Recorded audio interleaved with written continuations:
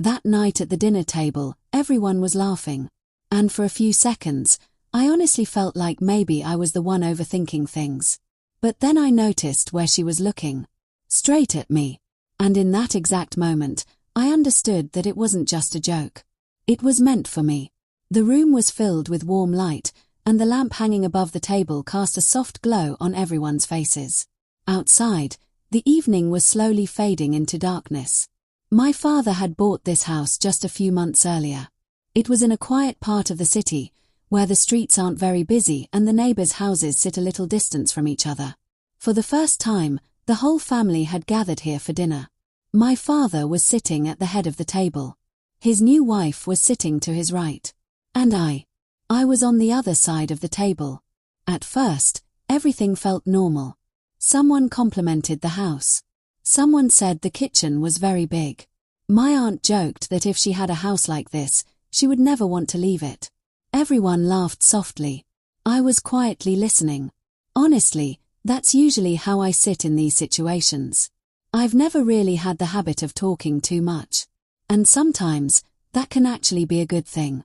Because when you talk less, you notice more. And that night, I was watching people carefully. My father looked a little tired, but also happy, as if he believed that everything had finally settled down. His wife, Carol, was completely different. She was sitting very neatly. Her plate was placed perfectly, and she nodded with a gentle smile at almost everything people said. At first glance, she seems completely normal. But if you watch her a little more closely, you start to realize that she observes everything very carefully. Who is saying what? Who agrees with whom? And most importantly, who looks like the weakest person in the room? That evening, it was probably me. The conversation continued for a few minutes. Then suddenly, Carol looked at me. It was just a brief moment. But I noticed it. She lifted her glass, took a sip, and then with a faint smile said, "So, you're still doing that same job?" The question could have sounded completely ordinary. But the way she said it, there was something about it that immediately caught attention.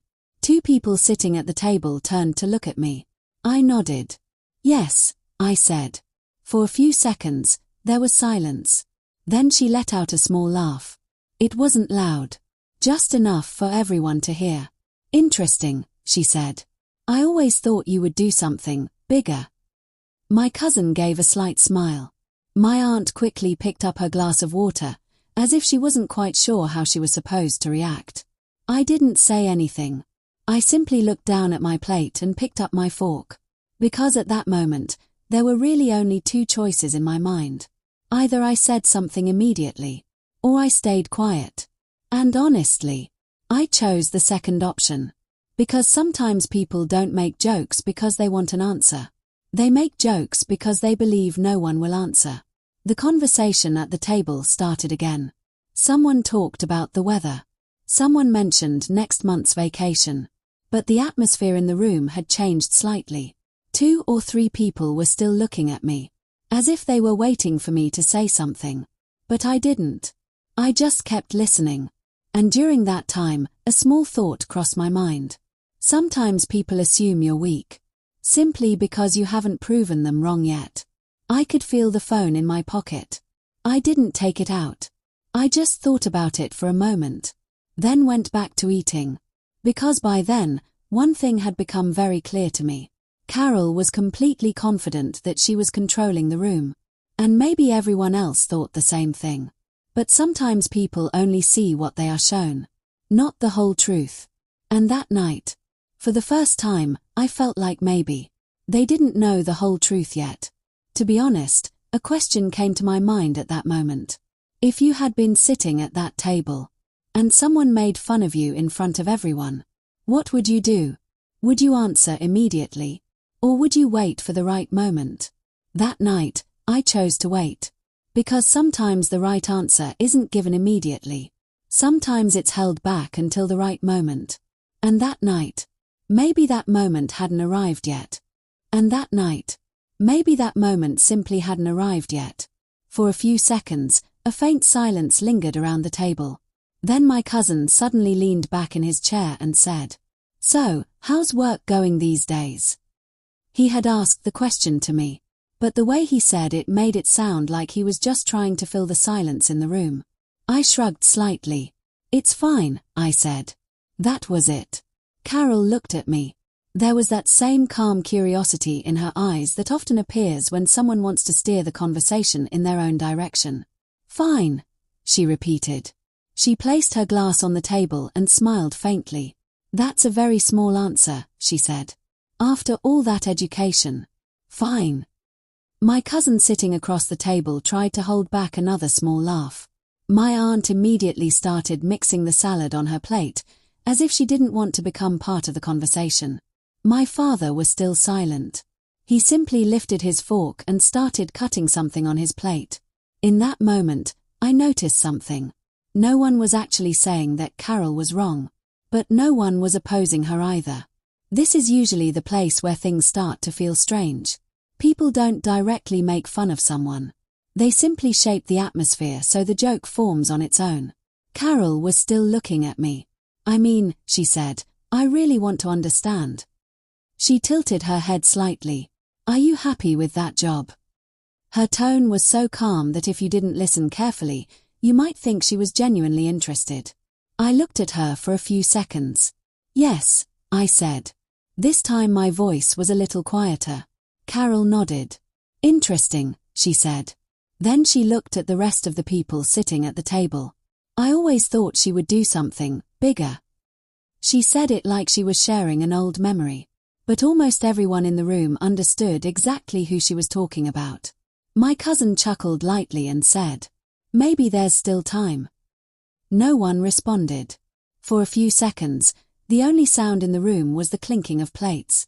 I picked up my glass of water and slowly took a sip. The strange thing was that I still didn't feel angry. Instead, there was a different kind of calm in my mind. As if I were watching the room from the outside. Who was looking at whom? Who was laughing? And who was just sitting quietly? Sometimes in moments like these, you realize something small but important. People don't always choose who is right. They choose who it's easier to stand with in the room. And at that moment, it was easier to stand with Carol. My father finally lifted his head. For a moment, I thought he might say something. But all he said was, "The food is getting cold." And then he went back to looking at his plate. That was it. I lowered my head slightly. And suddenly, an old memory came back to me. When I was 17 and my father was leaving the house. Back then he had said to me, "Nothing will change." But there are some sentences in life that don't stay true. The conversation in the room had started again. My aunt was now talking about some vacation plans. My cousin had picked up his phone and started showing something to someone. But every now and then, I noticed that Carol was still watching me. As if she were waiting to see when I would finally react. Maybe she thought I would suddenly get angry. Or throw out a sharp response. But I didn't say anything. I just kept eating. And during that time, I realized something else. Sometimes people assume you're weak. Simply because you haven't shown them what you're capable of yet. I could feel the phone in my pocket again. I didn't take it out. I just thought about it for a moment. And then looked back down at my plate. Because it still wasn't the right moment. And honestly, another question came into my mind at that time. If you had been sitting at that table, and people were laughing while talking half-truths about you, what would you do? Would you answer immediately? Or would you simply keep listening? I was still listening. Because sometimes, the more people talk, the more they reveal about themselves. And that night, Carol wasn't finished talking yet. And that night, Carol still wasn't finished talking. For a few seconds, the same quiet conversation continued around the room. The soft clinking of plates, the gentle tapping of glasses, and every now and then, someone's restrained laugh. But now I could clearly feel that the real center of the conversation had shifted. People might have been talking about different things. But their eyes kept drifting back toward me. As if they were waiting to see when I would react. Carol lightly touched her lips with her napkin and then leaned back slightly in her chair. Her face was still calm. "Do you remember," she suddenly said, looking toward my father, "when we first talked about her career, My father lifted his head. Which conversation? Carol gave a soft laugh. When she was finishing college, she said. You used to say she was very ambitious. As she said that, she glanced at me. 2 or 3 people in the room smiled again. I placed my fork down on the plate. I wasn't eating anymore. I was just listening. My father thought for a few seconds and then said, Yes, I might have said that. There was uncertainty in his voice. Carol nodded, as if she were remembering some old amusing story. I just find it interesting, she said, that sometimes people have very big expectations for themselves. This time my cousin laughed openly. No one laughed loudly, but it was the kind of atmosphere where a joke slowly begins to feel like the truth. I lifted my glass and took a small sip of water. And that's when I realized something.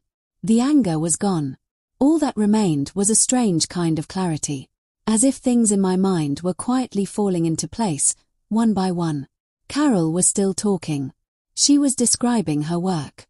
How she handles important projects. How she gets included in big decisions. What she was saying sounded impressive. But the more I listened, the more certain things started coming back to me. Things from a few months ago. Some emails. Some names. Some dates. Little details I hadn't paid much attention to at the time. But now, they were starting to connect. I looked up at Carol. She was completely confident. That same satisfied smile was on her face, the kind people often wear when they believe they've taken full control of the room. My father was quietly listening now. Every once in a while, he nodded. Everyone else was simply flowing in the direction the conversation was moving. It's strange. But sometimes the energy of a room gets decided very quickly. If one person speaks with confidence, people often assume that person must be right. And that night, Carol was that person. At least, for now. I felt my phone in my pocket again. This time more clearly. Almost like it was reminding me that it was still there. But I still didn't take it out. I was still listening. Carol finally wrapped up what she was saying. Well, everyone's path is different, she said. As she said that, she looked at me, and then gave that same small smile again, as if she had just ended the conversation with a clever joke. My cousin chuckled again. My aunt was now completely focused on her plate. My father simply took a deep breath. A few seconds of silence settled over the room, and in that moment, I realized something. Carol wanted something more. She was waiting. Waiting for what? My reaction. Maybe she thought I would say something now. Or maybe she expected me to get upset and leave the table. But I didn't do anything. I simply kept looking at her. And in that moment, one thing became completely clear in my mind. Sometimes people speak with a lot of confidence, because they believe the person in front of them has nothing. No facts. No story. No answer. Carol probably believed the same thing. She thought she was the one shaping the story of this room. But the truth was, the story wasn't finished yet. I slowly slipped my fingers into my pocket. The phone was still there. I didn't take it out. Not yet. Because there was one small thing I had learned a long time ago. Saying the right thing isn't always the most important part. Saying it at the right moment is. And that night, maybe that moment wasn't far away anymore. And that night, maybe that moment wasn't far away anymore. For a few seconds, silence filled the room. Then my cousin suddenly pushed his chair back slightly and said with a laugh, "So, Carol, how is your new project going?" Carol looked as if she had been waiting for exactly that question. She immediately sat up straight and placed her glass on the table. "Very well," she said. "This one is a little bigger." As she said that, she glanced around the room with a small smile. "It comes with quite a bit of responsibility." My father nodded. "That's good," he said. Carol began explaining her work in more detail. Meetings, decisions, big clients, and all the things that sound impressive when you say them out loud. Everyone at the table listened attentively. Sometimes someone nodded. Sometimes someone asked a small question. But the more she talked, the clearer those old things in my mind began to become, things I had noticed a few months earlier. Back then they had just been separate pieces of information. But now, they were connecting. I looked up at her. She was completely confident. Her voice was steady. Her smile was the kind people wear when they are certain no one in the room is going to challenge them. And maybe, until that moment, she had been right. My cousin said, "Wow, sounds like your work is actually pretty big." Carol dipped her head slightly in thanks. Then suddenly she looked at me. "You should have done something like that too," she said. Her voice was still calm. "You were always very ambitious." Two people at the table smiled again. This time my father looked at me, just for a moment. Then he looked away. I was still silent. And that, perhaps, was what confused Carol the most. Because she expected that by now I would have said something. Sometimes people provoke you, because they are sure you will react. And when you don't, they don't quite know what to do next. Carol placed her napkin on the table and gave a small laugh. "Well," she said, "everyone's path is different." Then she lifted her glass and took a small sip. That same quiet silence spread through the room again. And in that moment, I slowly slipped my hand into my pocket. My phone was still there. I took it out. It was just a simple movement. But still, two people at the table immediately looked toward me. Carol noticed too. Her eyebrow lifted slightly. "What's wrong?" she asked with a smile. "Are you about to Google my job now?" My cousin tried to suppress another small laugh. I didn't answer. I simply unlocked my phone. Then I placed it on the table. The screen was facing me. For a few seconds, I just looked at it. An unusual silence had suddenly filled the room. Sometimes people can sense that something is about to happen, even if they don't know what it is. My father was looking at me now. There was slight confusion on his face. Carol was still smiling, but her smile wasn't as relaxed as before. Finally, I lifted my head and looked straight at her. "You've always told people that you work there," I said calmly. No one in the room spoke. Then I continued. "But you never told them how." That was all. No shouting. No accusations. Just one sentence. Carol's smile slowly faded. My cousin frowned slightly. My father looked at me, then at her. I gently slid the phone across the table. Now the screen was in front of her plate. "If you want," I said, "you can see it yourself." Carol looked at the phone, but she didn't touch it. Her eyes stayed fixed on the screen for a few seconds. And in that moment, for the first time, I felt like she might finally understand where this was going. Two people at the table leaned forward slightly, trying to see. My father quietly asked, "What is this?" I looked at him, then back at Carol, and at that moment, I could feel that the energy in the room had changed. Just a few minutes earlier, people had been laughing. Now no one was. Because sometimes, just one sentence is enough to change who in the room actually holds the real story. And that night, that story was about to change. And that night, maybe the story was about to change. For a few seconds, no one said anything. The same heavy silence filled the room, the kind that appears when people sense that something unusual is about to happen. My father asked again, "What is this?" His voice was quieter than before. I looked at the phone screen, then at him. "Just some information," I said. My voice was completely calm. Carol was still staring at the screen, but she hadn't touched the phone. The smile on her face had completely disappeared. My cousin leaned forward slightly, trying to see the screen. "What is in it?" he asked. I didn't slide the phone toward him. I simply said, "Some emails, and some records." Now everyone at the table was listening carefully. Just a few minutes earlier, the same people had been adding soft laughter to the conversation. Now they were silent. Carol finally reached toward the phone. But she didn't touch the screen. She just kept looking at it. Her eyes moved quickly across it. And in that moment, I understood that she had read everything. My father asked again, "Carol?" This time the confusion in his voice was obvious. Carol slowly lifted her head. "This is nothing," she said quickly. Her voice was no longer as steady as before. "It's just something old." My cousin frowned. Something old, he said. Like what? Carol didn't answer. She pushed the phone slightly away across the table, as if she didn't want to look at it anymore. I was still sitting quietly. I didn't stop anyone. And I didn't say anything else. Sometimes the truth doesn't need many words.